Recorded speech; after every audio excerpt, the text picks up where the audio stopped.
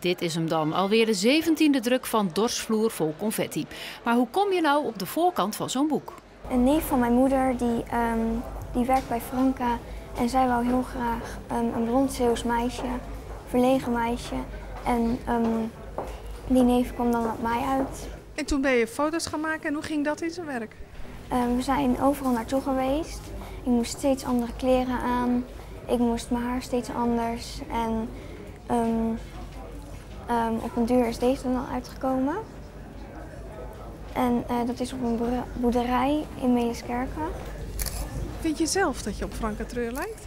We zeiden zelf dat we wel dezelfde mond hebben. En ja, voor de rest eigenlijk niet zoveel.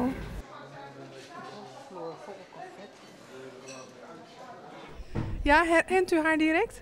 Ja, ik herken haar direct. Ondanks dat ze haar haar los heeft, zie ik gelijk dat het gezicht is.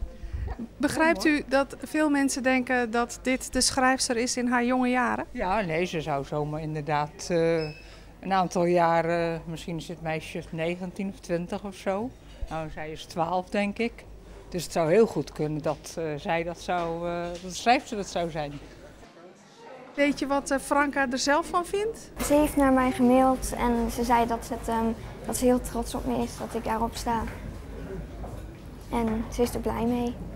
En jij ook? Ja, zeker.